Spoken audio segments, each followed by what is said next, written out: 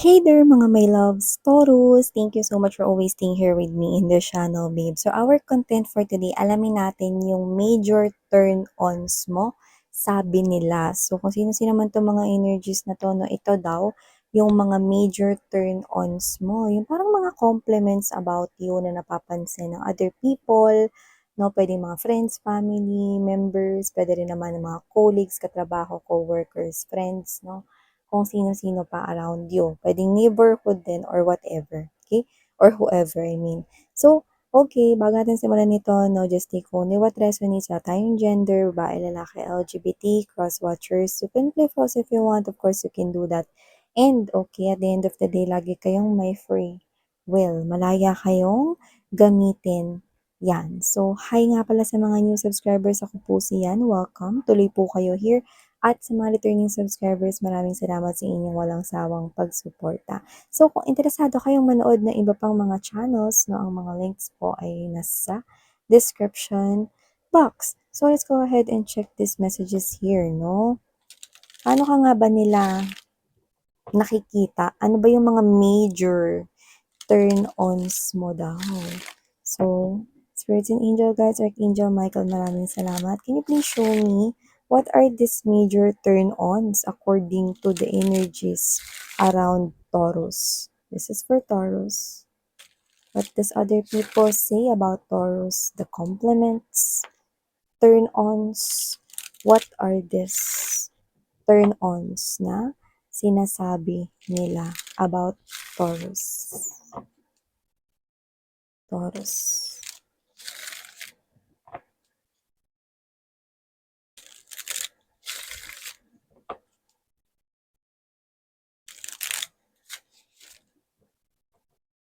Okay, so let's go ahead and check this turn-ons ninyo, Taurus. Natag naman na natin, you've got here this Justice energy, Five of Wands, Ace of Cups, Knight of Cups, Four of Swords, Lovers, Knight of Wands, Wheel of Fortune, Three of Cups, Temperance, Three of Swords, and King of Pentacles, but I'm about to say Knight of Pentacles energy. So, unahin na natin yun, no? Ang pinaka nakuha ko doon is kayo to na binavalue ninyo yung time ninyo accordingly. Hindi kayo nagmamadali na umangat sa buhay. Kapag nakita kayo ng maliit na progress sa life ninyo, you're very thankful about it.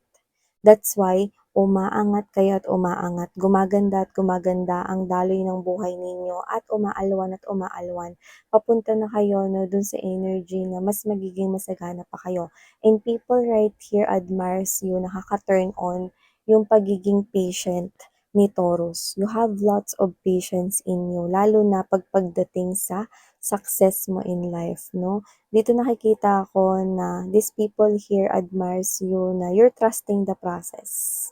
You're not rushing into things. That's why nararamdaman mo yung sarap ng tagumpay.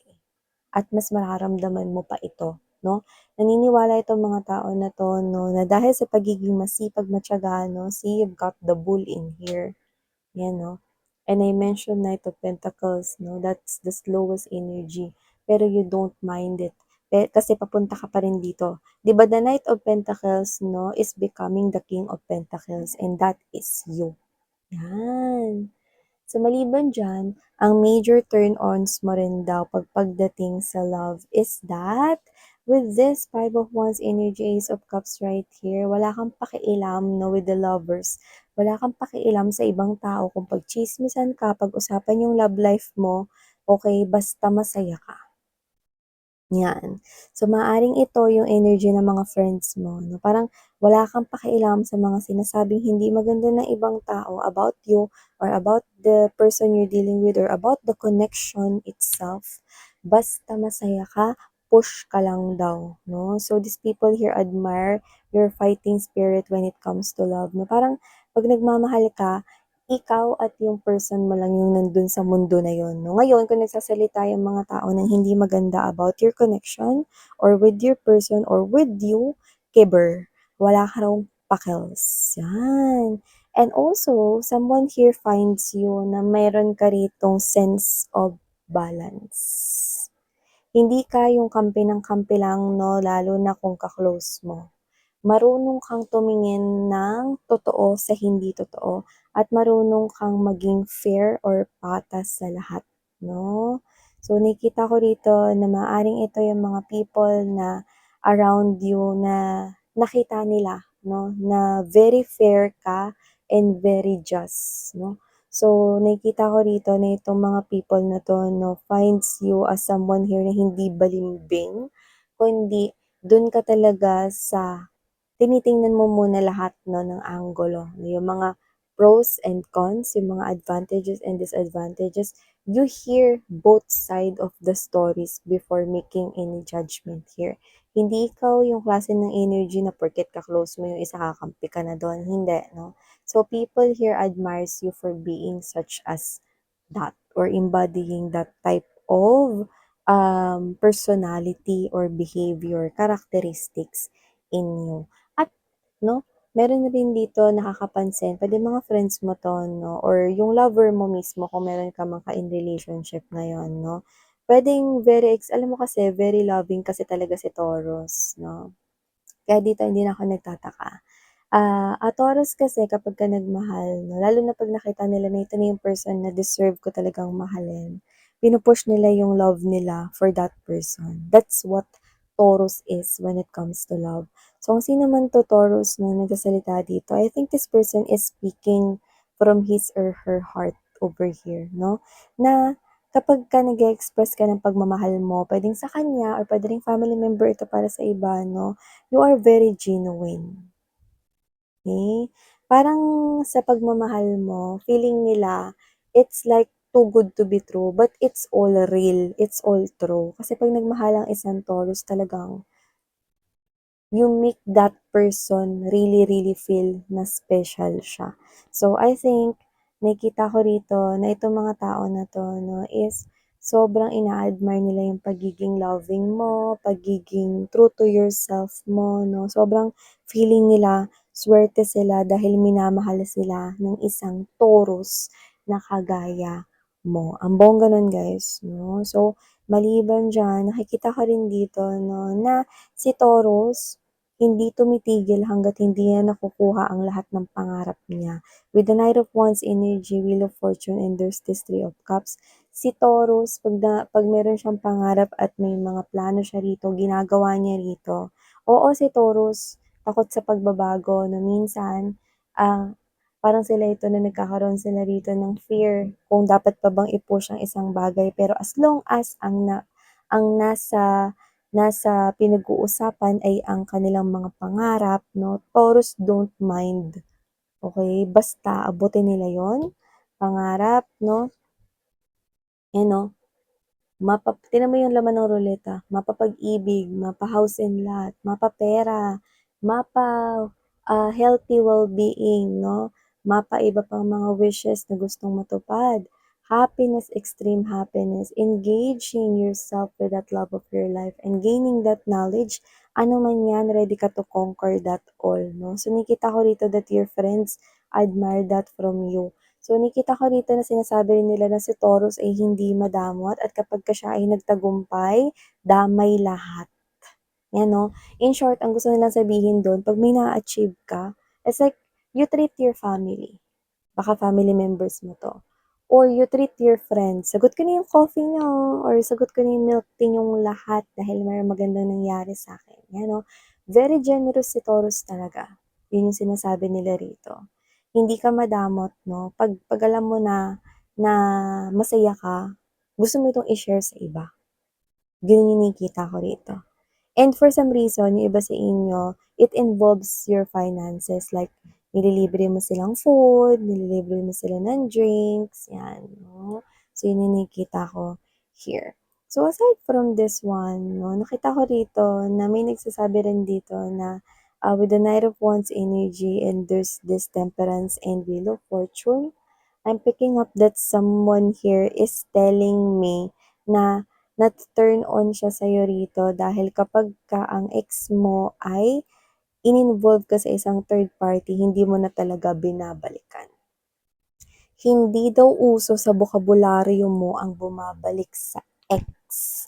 Dahil kapag nagdesisyon ng final decision si Taurus daw, finale na talaga yon at hindi mo na binabawi pa. Walang bawian, ganon.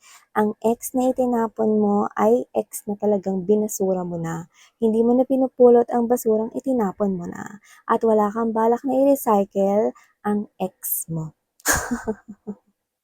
So, kung sino man 'to 'no, I think this is someone here close to you kasi alam na alam niya 'yan. Pero for some reason, I'm picking up na 'yan yung ka-close ng ex mo na posibleng bumabalik pero dahil binasura mo na nga siya at hindi ka namumulot ng basura, hindi mo na siya tinanggap dito at mukhang alam rin 'yon ng mga taong nakapaligid sa kanya. Bongga naman nun 'no, pero totoo talaga 'yun 'no, ang Taurus ay hindi namumulot ng basura, tama babes, 'di ba? Kapagka ang basura ay basura na, ibig sabihin madumi 'yun, 'di na dapat pulutin pa dahil maraming germs. Dirty, 'di ba? So, yun yung nakikita ko here. So, maliban diyan, okay, someone here, isa sa mga major turn-ons mo raw is yung pagiging mong sweet. Yes, sweet talaga si Taurus. Alam mo yung ginagawa mo yung mga bagay na meron ditong personal touch. 'Pag magbibigay ka ng regalo 'no, it's like yung regalo na binibigay mo either personalize yun or alam mo talaga na yun yung pinakakailangan niya. Parang everytime na nagbibigay ka ng regalo, parang excited lagi yung bibigyan mo, bakit? Kasi yung bibigyan mo alam niya na agad na yung mga binibigay mo is alam mo na yun yung kailangan nila. See? Kasi parang ikaw 'to na pinagbibigay na regalo, hindi ka lang basta bumibili na, "Ay ito nga kasi ang cute nito, eh. Ito nga bibigay ko sa kanya kasi ano, eh." Kundi yung bibilhin mo talaga, "Ay alam ko kailangan niya nito, eh. Ito ibibigay ko sa kanya." Tapos you wrap it with your creativity 'no. Ikaw 'to na pati dun sa pagra-wrap ng regalo, pati yung gagamitin mo 'no para i-present or maging presentable yung regalo 'no, may sense of, personalize ka pa pati dun 'no, parang kinostomize mo pa yun like nagsusulat ka ng card, bumibili ka pa ng ribbon kahit puwedeng scotch tape lang naman, shino-show mo yung creativity mo when you gift or when you give a present 'no, especially if that person is close to you, yan 'no. Kasi si Taurus talaga ang isa sa parang body language niyan is to give a gift or to share whatever it is that he or she wants to share, yun, 'no. So nakikita ko rito that someone here finds you really, really, very passionate and yung talagang talagang sense of giving mo is talagang very, very totoo, 'no? Talagang gusto mo talaga magbigay tapos talagang ginagandahan mo pa, 'no? You're showing your creative side to it. At si Taurus, last but not the least, 'no, is a very good friend, very good companion. Kasi kapagka alam mo yung parang 'pag kunwari ka-team, baka katrabaho mo 'to or friend mo 'to, 'no, pagka ikaw yung nandun sa team nila, very competitive kasi si Taurus 'no, hindi niya pababayaan yung buong team. So, talagang yung pagiging competitiveness ni Taurus nilalabas niya 'no, parang, "O lahat tayo kakain tayo." Naalala ko dati ma-share ko lang 'no, dati nagpunta kami 'no, dun sa Mount Makiling 'no, sa Laguna. Dun kami for 3 days 'no, yun yung aming, parang ano kasi namin yun, CAT. CAT yung parang military soldier kineme 'no, so may ganun kami. So hindi kami kakain, kailangan panalunan mo yung pagkain mo.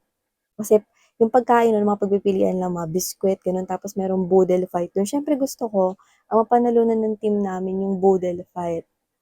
Yan, yeah, I'm a Taurian myself kaya i-she-share ko 'tong example na 'to kasi this is a very good example dun sa pini-pinpoint ko 'no. So, my team, gutom ako, kasi nga I'm a foodie person, okey. Malakas ako kumain mga babes, hindi lang halata sa aking katawan, pero malakas ako kumain 'no.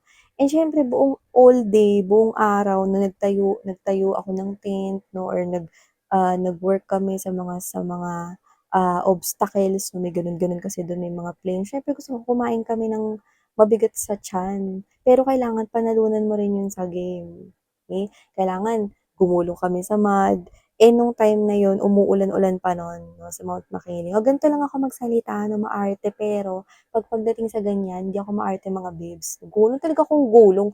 Nung time nga na yun, wala pang tubig nun.